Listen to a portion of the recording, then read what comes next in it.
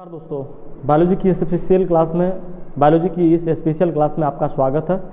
पुनः मैं आज फिर से एक नए टॉपिक के साथ हाजिर हूं। जैसे कि मैं जेनेटिक्स की कड़ी को आगे बढ़ा रहा हूं, आप जानते हैं।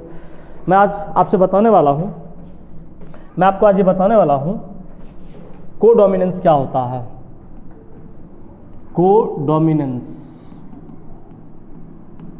कोडोमिनेंस क्या है? हिंदी में इसको कहते हैं सहप्रभाविता।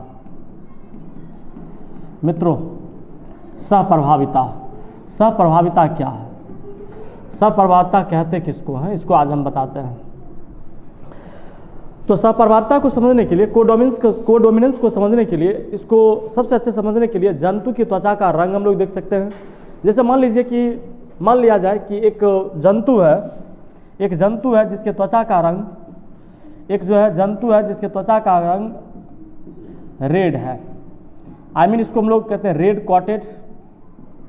ये रेड कॉटेड एनिमल है। जंतु का त्वचा का रंग लाल है और इसका क्रॉस जो है एक वाइट कॉटेड एनिमल के साथ क्रॉस करवाते हैं। मतलब इन जंतु के त्वचा के रंग में से ये उजला होता है और ये लाल होता है प्रायः। मान लीजिए एक मेल है और एक मान लीजिए फीमेल है। इसके लिए सिंबल हम यूज़ कर रहे हैं। इन दोनों के त्वचा के रंग को हम लोग देखते हैं अच्छे से गौर से। तो इसका जब अगर गैमेट बनाया जाए, गैमेट बनाने के बाद देखा जाता है कि क्या पॉसिबिलिटी होती है। अगर इसका गैमेट बनाया जाए तो ये आर हो जाते हैं, ये आर हो जाते हैं, ये डब्लू हो जाते हैं और ये डब्लू हो जाते हैं। मित्रों, समझने का प्रयास करें।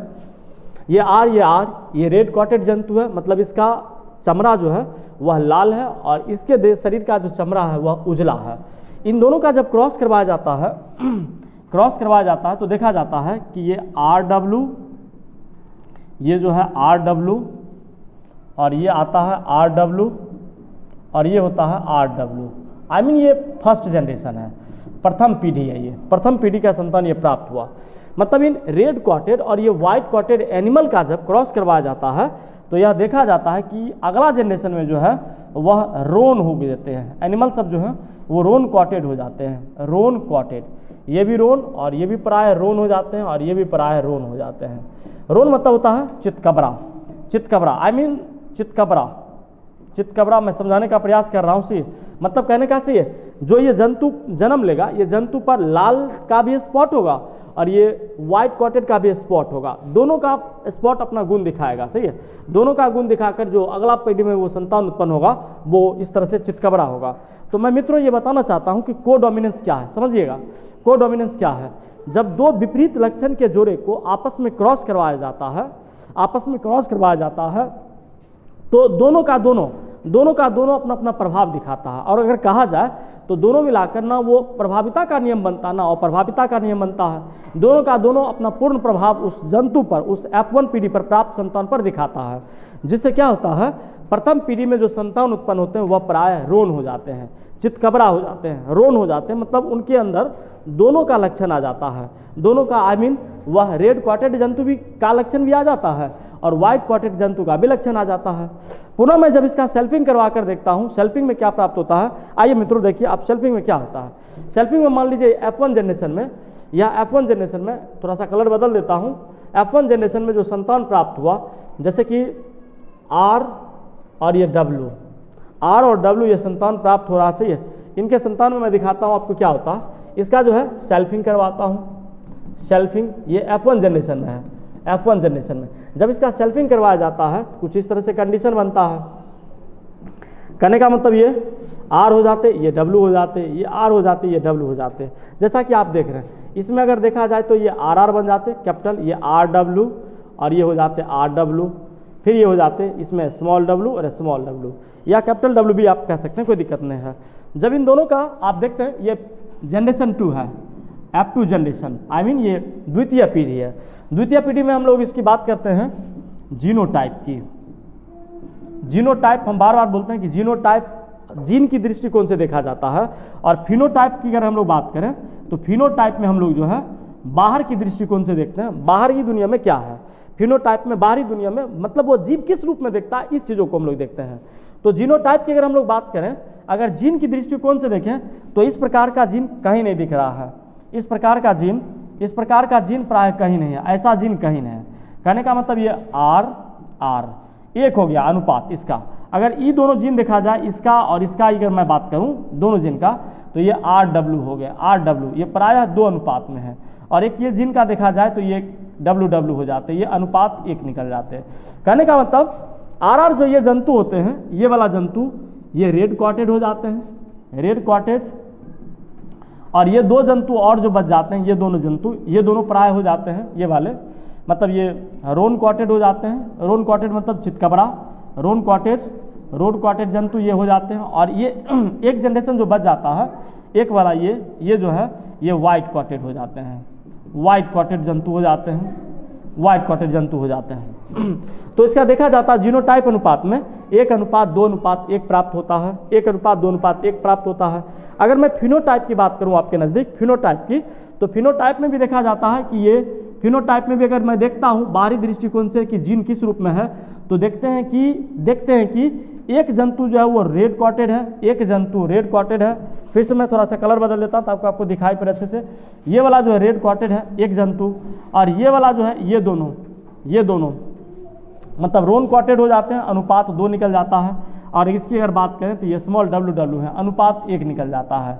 कहने का मतलब एक जो है जीनोटाइप में एक पौधा जो है वो, एक जंतु जो है वो लाल चमड़े वाले हो जाते हैं, 2 जंतु जो है वो चितकबरे चमड़े वाले हो जाते हैं, और एक जंतु जो है वो मतलब वाइट कॉटेड वाले हो जाते हैं, उजले चमड़े वाले हो जाते हैं। तो कुल मिलाकर देखा जाए तो जीनोटाइप भी अनुपात सेम निकलता है और फिनोटाइप भी अनुपात सेम निकलता है। प्रायः जीन का ऐसा व्यवहार, जीन का इस तरह से व्यवहार करना ही कहलाता है, कौन चीज़, क्या चीज़ कहलाता है, कोडोमिनेंस, सहप्रभाविता। प्राय एग्जाम में ये प्रश्न पूछता है कोडोमिनेंस क्या होता है। मैं पुनः आपको परिभाषा बताता हूँ कि कोडोमिनेंस क्या है। जब 2 जंतु को आपस में क्रॉस करवाया जाता है, एक जंतु जो होते हैं वो, एक जंतु रेड कॉटेड होते हैं लाल चमड़ा वाला, और एक वाइट कॉटेड वाला होता है। जब दोनों का क्रॉस करवाया जाता है तो दोनों का दोनों अपना अपना प्रभाव दिखाता है। कहने का मतलब अगर इसमें सोचा जाए तो प्रभावी और अप्रभावी जैसा कोई संबंध ही नहीं बनता है, दोनों का दोनों प्रभाव अपना दिखाकर से ही अगले पीढ़ी में F1 पीढ़ी में, प्रथम पीढ़ी में जो संतान को जन्म देता है वह रोन कॉटेड हो जाते हैं। प्रायः जिनका ऐसा व्यवहार कोडोमिनेंस कहलाता है, मतलब यह सहप्रभाविता है। सहप्रभाविता में दोनों अपना प्रभाव दिखाता है, ऐसे प्रभाव को हम लोग कहेंगे सहप्रभाविता, कोडोमिनेंस कहते हैं इंग्लिश में। अब मैं बात करता हूं इसी नियम की अगले कड़ी में मैं चलता हूं, लेकर आपको बताता हूं मल्टीपल एलील क्या है। मल्टीपल एलील किसको कहते हैं, ध्यान समझिएगा मित्रों। इसको हिंदी में कहते हैं बहुकारक जीन भी कह सकते हैं, इसको बहुकारक जीन भी कह सकते हैं, या बहुकारक एलील भी कह सकते हैं, बहुकारक एलील भी कह सकते हैं। मित्रों ध्यान रखिएगा मल्टीपल एलील क्या है। मल्टीपल एलील समझने से पहले मैं एक चीज़ बताता हूँ आपको, जैसे कि मान लीजिए जीन का व्यवहार किस तरह से होता है।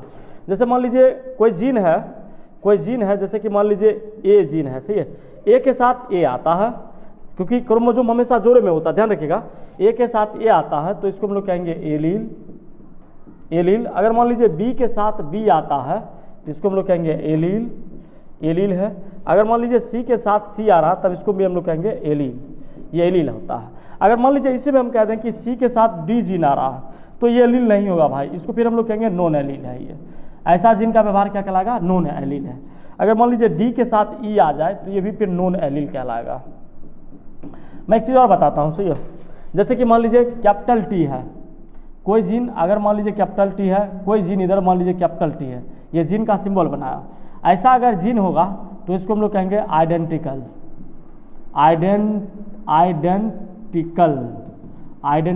एलील होगा। ये आइडेंटिकल एलील, मान लीजिए स्मॉल टी और इधर भी स्मॉल टी अगर जीन हो जाए तो इसको हम लोग कहेंगे आइडेंटिकल एलील हो जाता है। अगर वही बात करें हम लोग, अगर मान लीजिए कैपिटल टी एक जीन है और एक स्मॉल टी जीन है तो इसको हम लोग कहेंगे कॉन्ट्रास्टिंग एलील, ये बन जाएगा, जीन का फॉर्म हो जाएगा कॉन्ट्रास्टिंग एलील। अब मैं समझाता हूँ आपको एलील क्या है। मित्रों मैं चलता हूँ अगले स्लाइड पर, आपको समझाता हूँ कि एलील क्या है। समझिएगा एलील क्या है। एलील क्या है इसके पहले मैं आपको इसी समझाता हूँ।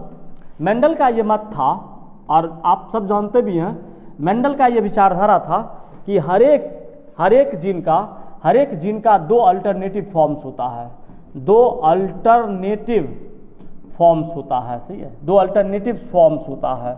कहने का मतलब 2 अल्टरनेटिव फॉर्म्स क्या हुआ, एक जो है, एक जीन जो होता है वो डोमिनेंट होता है, एक जीन जो है वो डोमिनेंट होता है और एक जीन जो है वो रिसेसिव होता है, एक जीन रिसेसिव होता है। माना ऐसे जीन का व्यवहार ही एलील कहलाता है, प्रायः एलील कहलाता है। डोमिनेंट का मतलब होता है प्रभावी, डोमिनेंट का मतलब प्रभावी, रिसेसिव का मतलब होता है अप्रभावी, अप्रभावी। मित्रों समझिएगा, अप्रभावी कहने का मतलब डोमिनेंट और रिसेसिव जीन का ये जो 2 अल्टरनेटिव फॉर्म होते हैं, दोनों के लक्षण अलग अलग होते हैं। प्रायः जीन के ऐसे लक्षण एलील कहलाते हैं और इन एलील को समझने के लिए मतलब कहने का ऐसा जरूरी नहीं है कि हर एक लक्षणों का नियंत्रण 2 ही एलील से किया जा सकता, सही है। कभी कभी बहुत सारे एलीलों की आवश्यकता पड़ती है जिसे हम लोग मल्टीपल एलील कहते हैं या बहुकारक एलील कहते हैं। जैसे कि मैं बताता हूँ, अगर मैं खरगोश की त्वचा की बात करूँ, खरगोश की त्वचा देखिएगा कई प्रकार के जीनों के द्वारा, कई प्रकार के एलीलों के द्वारा नियंत्रित की जाती है। उसमें मैंने आपको ये भी बताया कि खरगोश की त्वचा कुछ रेड होते हैं, कुछ वाइट कलर के होते हैं, कुछ रोन कलर्स के होते हैं, कुछ चितकबरे होते हैं जिनको रोन हम लोग कहते हैं, प्राय इस कलर के पाए जाते हैं। अगर इनको देखा जाए मतलब शरीर में जितने लक्षण दिखते हैं वो सब अलग अलग एलीलों के द्वारा नियंत्रित किया जाते हैं। प्राय मतलब मैं ये बात कर रहा हूँ, जैसे त्वचा का रंग है तो त्वचा तो सब जंतुओं में पाया जाता है, पर त्वचा का कलर क्या है। जैसे गाय है, गाय काव एनिमल है तो काव के त्वचा में क्या क्या रंग है, कुछ गाय देखेंगे आपसे उजले होते हैं, कुछ गोले कलर के होते हैं, कुछ वाइट कलर के होते हैं, कुछ रोम्स होते हैं, से कुछ किसी तरह के होते हैं। तो इस प्रकार जो है भिन्न तरीके से त्वचा का रंग यह प्रमाणित करता है मल्टीपल एलील को, मल्टीपल एलील दिखाता है।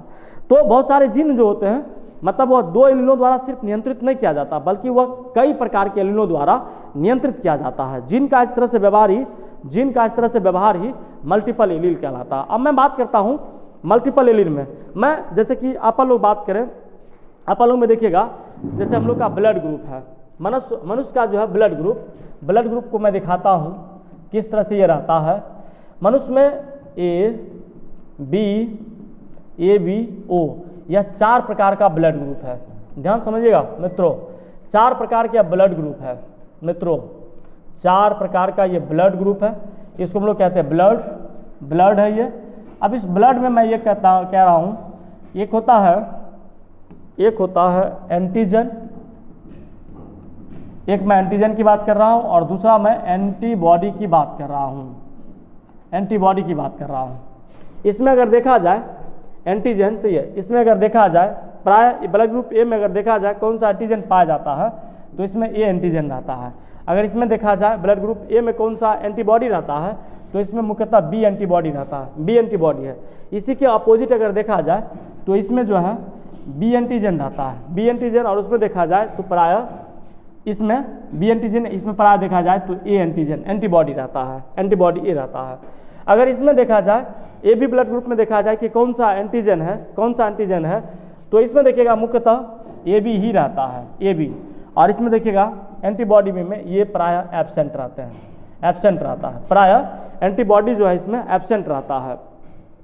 अगर मैं ओ ब्लड ग्रुप की बात करूं तो इसमें एंटीजन प्रायः एब्सेंट रहते हैं, मतलब अनुपस्थित रहता है। अगर इसकी मैं बात करूं, इसमें बात करूं एंटीबॉडी के, तो इसमें देखिएगा एंटीबॉडी में ब्लड ग्रुप ओ में इसमें मुख्यतः ए बी पाया जाता है, ए बी एंटीबॉडी है ये।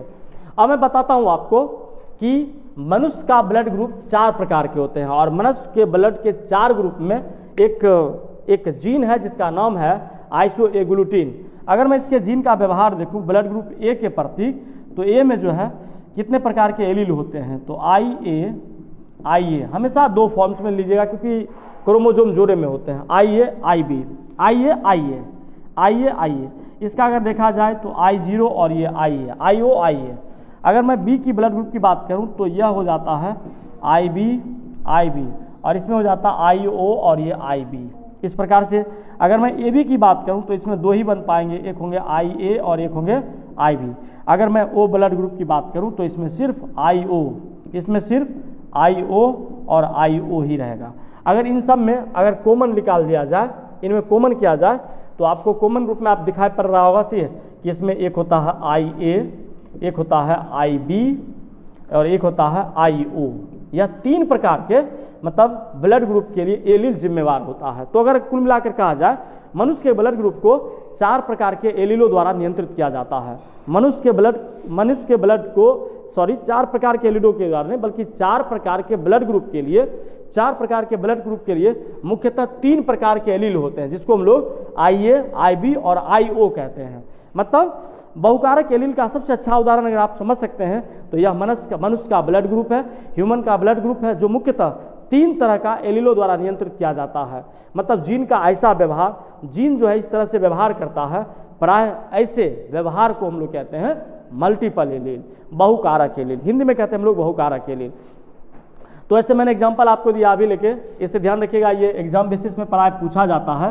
प्राय पूछा ये जाता है कि आप जो है मतलब पूछा ये जाता है कि ब्लड ग्रुप ए में कौन सा एंटीजन पाया जाता है, तो आप कहेंगे ए एंटीजन पाया जाता है। ब्लड ग्रुप ए में कौन सा एंटीबॉडी पाया जाता है, तो उसमें कहेंगे बी ग्रुप पाया जाता है। अगर मैं ब्लड ग्रुप बी की बात करूं तो इसमें कौन सा एंटीजन पाया जाता है, तो बी एंटीजन रहता है। अगर एंटीबॉडी की बात करूं तो ए एंटीबॉडी पाया जाता है। वहीं अगर ब्लड ग्रुप ए बी की बात करूं तो इसमें एंटीजन ए बी पाया जाता है और प्राय एंटीबॉडी एब्सेंट रहता है, उसमें नहीं पाया जाता, अनुपस्थित होता है। अगर वहीं ओ ब्लड ग्रुप की मैं अगर बात करूं तो एंटीजन ओ ब्लड ग्रुप में एब्सेंट रहता है और प्राय एंटीबॉडी इसमें जो है इसमें A B blood group antibody O में पाया जाता है प्राय। तो ये कुल मिलाकर देखा जाता है मनुष्य के 4 प्रकार के ब्लड ग्रुप को 3 प्रकार के एलीलों द्वारा कंट्रोल किया जाता है। और ऐसे 3 प्रकार के एलील से 2 से ज़्यादा लक्षण के अगर एलील्स नियंत्रित किए जाएं तो प्रायः वो मल्टीपल एलील के द्वारा कंसिडर किया जाएगा। उम्मीद करता हूं मित्रों मैं आपको मल्टीपल एलील का उदाहरण समझा पाया होगा। सही है, मैं कोशिश करूंगा अगर आपको दिक्कत हो, किसी प्रकार की समस्या हो, प्रॉब्लम हो, तो आप हमारे कमेंट बॉक्स में कमेंट कर सकते हैं। सही है, अगर आप नए हैं तो आप मेरे चैनल को सब्सक्राइब करें। अगर आप नोटिफिकेशन चाहते हैं तो प्लीज़ मेरे सब्सक्रिप्शन बॉक्स में जाकर बेल आइकन को प्रेस कर दें ताकि आपको आने वाला हर एक वीडियो का नोटिफिकेशन आप तक पहुंच पाए आसानी से। हमारे वीडियो को शेयर करें। सही है, अगर अच्छा लगे तो लाइक भी करें। और मैं अगले वीडियो में मिलता हूं फिर पुनः अगले एक टॉपिक्स के साथ। मैं पुनः फिर एक बार धन्यवाद देना चाहता हूं अपनी इस पूरे टेक्निकल टीम्स को जिन्होंने इस तरह से सपोर्ट करता है और दिन रात मेहनत करके इस वीडियो को बनाता है आपको तक। से फ्री ऑफ कॉस्ट से कोई चार्ज देना नहीं पड़ता, फ्री में मैं आप सबके लिए ये सुविधा उपलब्ध किया हूं जिसमें आप तक फ्री में ये नॉलेज पहुंच पाए और आप भी इस चीज़ को आगे सीखें और बढ़ें और अपने आसपास पड़ोस के बच्चों को भी ये सिखलाएं ताकि वो आने वाले भविष्य को फिर अच्छे सुनहरे अवसरों को वो प्रदान कर सके और आने वाला भविष्य जो है।